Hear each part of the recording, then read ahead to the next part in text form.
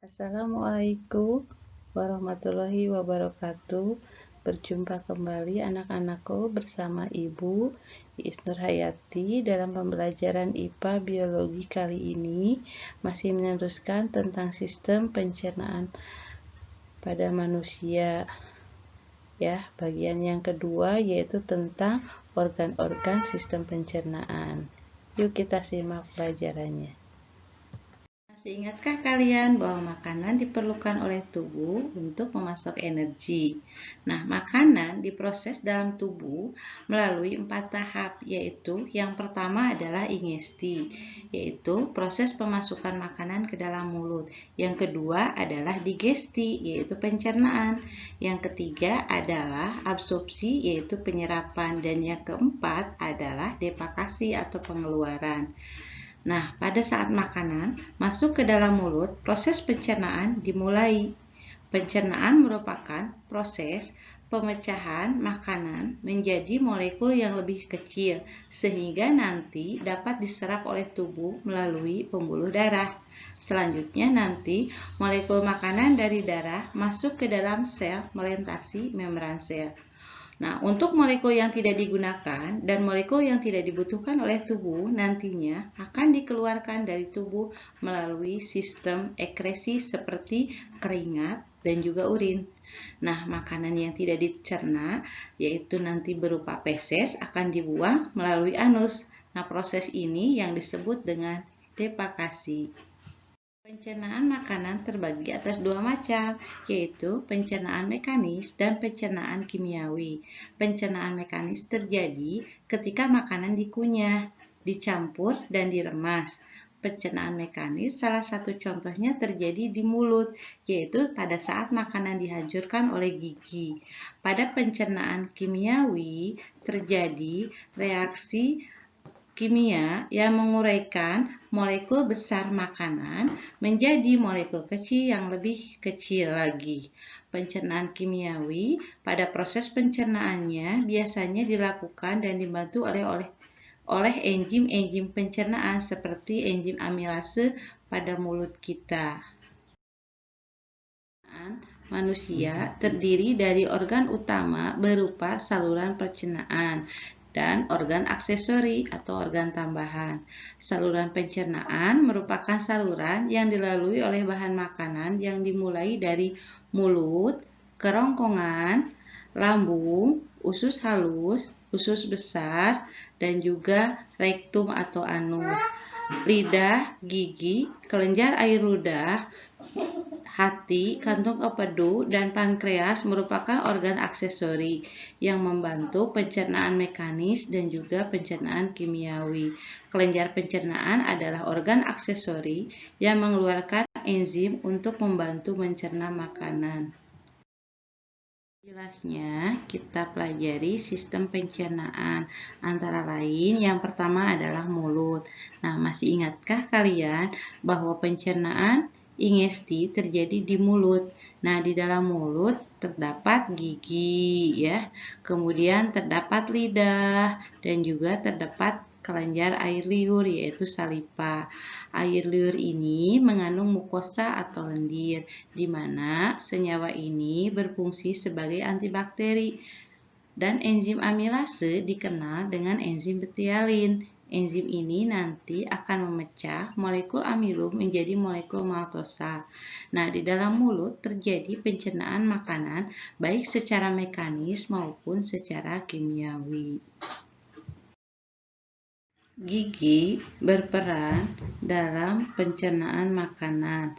Makanan nanti dipotong dan dilumatkan oleh gigi sehingga menjadi lebih halus. Nah, untuk menghasilkan makanan yang mudah dicerna, maka sebaiknya makanan tersebut dikunyah di dalam mulut sebanyak 22 kali. 4 macam gigi manusia. Yang pertama adalah gigi seri atau disebut incisiput. Nah, gigi seri ini yang ini nih. Nah, gigi seri ini berfungsi untuk memotong dan juga menggigit makanan. Nah, kemudian gigi yang kedua adalah gigi taring atau nama lainnya adalah caninus. Nah, ini fungsinya untuk merobek dan mencabik makanan. Sedangkan gigi yang keempat adalah gigi premolar. Nah, gigi premolar ini disebut gigi geraham depan. Jadi ini gigi geraham depannya ya. Nah, ini fungsinya untuk mengunyah makanan. Dan yang keempat, yang terakhir adalah gigi geraham belakang. Nah, gigi geraham belakang ini nama lainnya adalah molar. Nah, berfungsi sama yaitu untuk mengunyah makanan. Nah, untuk gigi anak-anak dia memiliki rumus 2 1 2. Jadi di sini ya, gitu jumlahnya itu ada 20 buah. Jadi gigi serinya ya adalah 2, gigi taringnya 1 dan gigi geraham depannya 2. Jadi untuk anak-anak belum memiliki gigi geraham belakang. Sedangkan untuk gigi dewasa dia memiliki rumus 2 1 2 3 ya. Jadi di sini 2-nya adalah gigi seri, 1-nya adalah gigi taring, 2-nya adalah gigi depan, geraham depan, dan yang 3-nya adalah gigi geraham belakang. Nah, kalau kita perhatikan anatomi gigi ini, di mana gigi itu terdiri dari mahkota gigi, ya. Mahkota giginya yang ini, ya. Ini adalah mahkota gigi. Kemudian ada leher gigi, ya. Yang ini leher gigi. Dan yang ketiga adalah akar gigi. Nah, di mana mahkota gigi ini, nama lainnya adalah korona sebagai bagian gigi yang tampak dari luar. Nah, kemudian kalau leher gigi itu bagian yang terlindungi oleh gusi, ya. Sedangkan yang akar gigi yaitu bagian yang tertanam di dalam rahang. Nah, pada mahkota gigi ini terdiri dari ya lapisan email gigi yang ini, di mana dia sebagai lapisan terluar dari gigi yang menutupi seluruh mahkota gigi dan merupakan bagian tubuh yang paling keras. Namun, email gigi ini rentan terhadap serangan asam. Jadi, email ini mudah rusak jika terkena makanan yang asam atau bakteri yang memfermentasikan karbohidrat di dalam mulut sehingga menghasilkan asam. Kemudian bagian mahkota yang lain yaitu adalah tulang gigi atau nama lainnya dentin. Nah, ini adalah bagian dari gigi yang paling banyak, itu adalah bagian dentin atau tulang gigi. Dan yang ketiganya adalah ya ini pulpa atau sumsum gigi. Di mulut itu terdapat lidah, yaitu berfungsi untuk membantu mengaduk makanan di dalam rongga mulut, kemudian membantu membersihkan mulut, membantu bersuara, membantu makanan pada saat menelan, dan juga sebagai alat indera pengecap. Di sini ya, di bagian depan lidah ini mengecap rasa manis, sedangkan di bagian belakang mengecap rasa pahit. Di pinggir depan itu mengecap rasa asam, dan di pinggir belakang mengecap rasa asin. Ludah merupakan kelenjar yang menghasilkan air ludah, di mana air ludah ini berfungsi untuk penelanan makanan. Nah, membantu untuk mencerna makanan dan sebagai pelindung mulut terhadap panas, dingin, asam, maupun basa. Air ludah mengandung enzim petialin yang berfungsi memecah karbohidrat yaitu amilum menjadi gula sederhana yaitu maltosa. Nah, kelenjar ludah ini di dalam mulut terdiri dari 3 macam. Yang pertama adalah glandula parotis yang ini ya. Jadi yang ini glandula parotis. Nah, terletak di dekat telinga, menghasilkan getah yang berbentuk air. Kemudian yang kedua adalah glandula submandibularis yang ini ya. Nah, terletak di bawah rahang bawah. Dan yang ketiga adalah glandula sublingualis yang ini. Nah, dia terletak di bawah ludah. Alat pencernaan berikutnya adalah kerongkongan atau nama lainnya esofagus. Setelah makanan melalui rongga mulut, makanan yang berbentuk bolus akan masuk ke dalam tekak yaitu paring. ya di sini. Nah, paring adalah saluran yang memanjang dari bagian belakang rongga mulut sampai ke permukaan kerongkongan atau esofagus, ya. Nah, kemudian pada pangkal paring terdapat katup pernapasan yang disebut dengan epiglotis. Jadi ini epiglotisnya, ya, gitu. Nah, kemudian epiglottis ini berfungsi untuk menutup ujung saluran pernapasan, yaitu laring, agar makanan tidak masuk ke saluran pernapasan. Nah, setelah melalui paring, nanti bolus akan menuju ke esofagus. Jadi yang ini adalah esofagusnya, ya, gitu. Nah, otot kerongkongan ini berkontraksi sehingga menimbulkan gerakan meremas yang akan mendorong bolus ke dalam lambung. Nah, gerakan otot kerongkongan ini disebut gerak peristaltik. Jadi di sini ada gerak peristaltik. Berikutnya adalah lambung atau ventriculus. Nah, setelah dari esofagus nanti makanan akan masuk ke lambung. Di dalam lambung terjadi pencernaan baik secara mekanis maupun secara kimiawi. Nah, secara mekanis otot lambung itu berkontraksi mengaduk-aduk bolus. Kemudian, secara kimiawinya, bolus akan tercampur dengan getah lambung.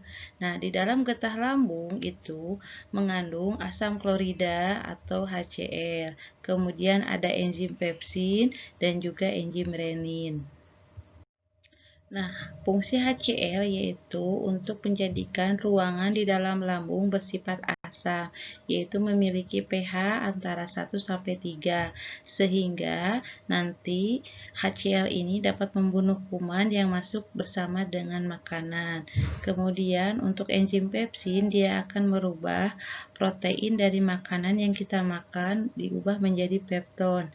Nah, kemudian yang ketiga itu adalah enzim renin yang akan mengendapkan protein kasein yang terdapat dalam susu. Jadi, untuk bayi di dalam lambungnya memiliki enzim renin, tetapi setelah dewasa, enzim renin ini sudah tidak ada lagi. Nah, setelah melalui proses pencernaan selama 2-4 jam di dalam lambung, bolus akan menjadi bahan kekuningan yang disebut dengan kimus atau bubur usus. Kimus akan masuk sedikit demi sedikit ke dalam usus 12 jari. Pengaturan ini dibantu oleh adanya sphincter, yaitu otot-otot yang tersusun melingkar di antara lambung dan usus 12 jari.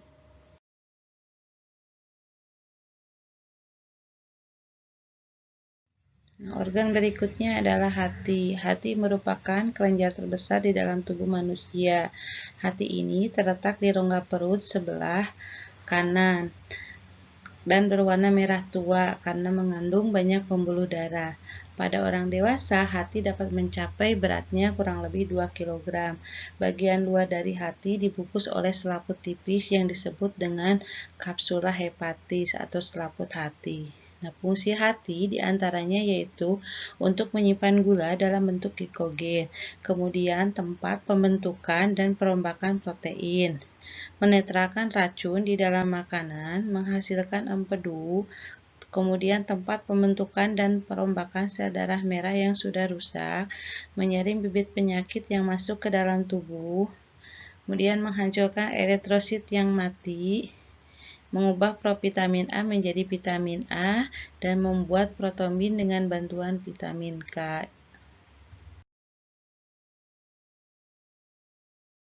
Nah, organ pencernaan berikutnya adalah usus halus. Usus halus ini memiliki panjang sekitar 8,25 meter. Usus halus terdiri atas 3 bagian, yaitu yang pertama adalah usus 12 jari, ya, atau nama lainnya duodenum, dengan panjang sekitar 0,25 meter. Kemudian yang kedua adalah usus tengah, yaitu jejunum, ya, dengan panjang sekitar 7 meter. Dan yang ketiga adalah usus penyerapan, ya, nama lainnya ileum, dengan panjang sekitar 1 meter. Di dalam usus halus, ya, hanya terjadi pencernaan secara kimiawi saja. Nah, pada duodenum ini terdapat saluran yang terhubung dengan kantong empedu dan pankreas, di mana dari getah pankreas tersebut dihasilkan enzim lipase, amilase, dan juga tripsin. Getah yang dihasilkan oleh pankreas ini nanti bekerjanya di usus halus, tepatnya di duodenum, di mana yang pertama adalah enzim lipase yang akan mencerna lemak menjadi asam lemak dan gliserol. Sebelum lemak ini dirubah menjadi asam lemak dan gliserol, maka asam lemak ini harus diemulsikan dulu ya oleh getah empedu yang dihasilkan oleh hati. Nah, kemudian enzim amilase dia akan berubah maltosa menjadi glukosa. Kemudian enzim yang ketiga yaitu tripsin, dia akan mencerna pepton menjadi asam amino. Kemudian pencernaan makanan dilanjutkan ke jejunum. Nah, pada jejunum ini terjadi pencernaan terakhir sebelum zat-zat makanan diserap. Zat-zat makanan setelah melalui jejunum menjadi bentuk yang siap untuk diserap. Setelah dari jejunum, kemudian makanan masuk ke ileum. Nah, di ileum terjadi penyerapan zat-zat makanan, ya. Gitu. Jadi di ileum ini terjadi penyerapan zat-zat makanan. Glukosa, vitamin yang larut dalam air, asam amino, dan mineral setelah diserap oleh pili usus halus akan dibawa oleh darah menuju hati dan diedarkan ke seluruh tubuh. Kemudian glukosa di dalam hati ya disimpan dalam bentuk glikogen. Asam lemak, gliserol, dan vitamin yang larut dalam lemak setelah diserap oleh pili usus ya akan dibawa oleh pembuluh getah bening menuju hati, kemudian disimpan dalam jaringan lemak. Nah, perhatikan struktur bagian usus halus manusia. Di sini memiliki banyak lipatan-lipatan, baik bagian luar maupun lipatan bagian dalam. Lipatan ini berfungsi untuk memperluas bidang penyerapan. Semakin luas bidang permukaan bagian dalam usus, maka akan semakin banyak pili yang terdapat, ya. Jadi akan makin banyak pilinya ini dan akan menyebabkan proses penyerapan yang terjadi juga akan semakin efektif. Ya, Maha Suci Allah yang telah merancang struktur usus halus ini. Bayangkan apabila struktur usus ini datar, maka penyerapan pun juga tidak efektif ya dan membutuhkan waktu yang sangat lama. Akibatnya kita akan kekurangan pasukan nutrisi. Contohnya juga bentuk dari usus halus ini seperti handuk ya. Nah, di handuk itu banyak sekali pili-pilinya, lipatan-lipatannya. Nah, disitulah membantu proses penyerapan. Ya, kalau handuk datar seperti kayu biasa, maka handuk tersebut tidak akan maksimal dalam hal penyerapannya. Yang kelima adalah usus besar atau kolon. Memiliki panjang kurang lebih 1 meter dan terdiri atas kolon naik, ya, yang ini adalah kolon naik, kemudian ada kolon mendatar, dan juga kolon menurun. Dan berakhirnya nanti di anus di sini.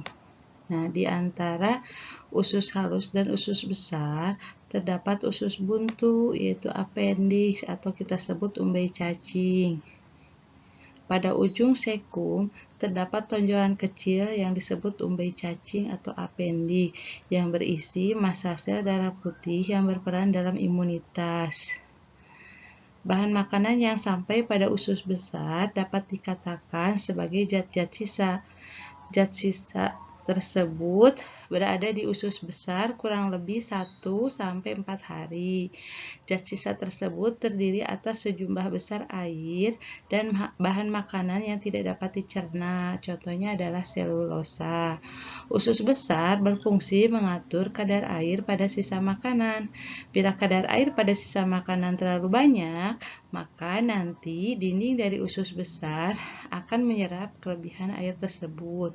Begitu pula sebaliknya, jika sisa makanan kekurangan air, maka dinding usus besar akan mengeluarkan air dan mengirimnya ke sisa makanan tersebut. Di dalam usus besar terdapat banyak bakteri E. coli. Jadi di sini itu bakteri E. coli-nya banyak yang membantu membusukkan sisa-sisa makanan. Nah, bakteri E. coli ini berperan juga membentuk vitamin K dan juga vitamin B12. Nah, nanti sisa makanan yang tidak terpakai oleh tubuh beserta gas-gas yang berbau yang disebut dengan tinja atau feses nanti akan didorong mendekati poros usus ya, yaitu rektum di sini, sehingga nanti timbul rangsangan buang air besar ya. Proses pengeluaran zat sisa hasil pencernaan makanan keluar dari tubuh namanya adalah defekasi. Nah, nanti feses itu akhirnya akan dikeluarkan dari tubuh dari lubang yang disebut dengan anus. Pencernaan yang terakhir adalah anus. Anus itu ya merupakan lubang pada ujung saluran pencernaan sebagai lubang untuk mengeluarkan sisa-sisa makanan yang tidak dicerna dan tidak diperlukan lagi. Jadi ini adalah anus. Ya. Sekian pembelajaran organ-organ sistem pencernaan. Ya, gitu. Kalian harus tetap di rumah, rajin cuci tangan, dan jangan lupa pakai masker. Sampai ketemu pada pembelajaran IPA berikutnya bersama Ibu ya. Wassalamualaikum warahmatullahi wabarakatuh. Dah.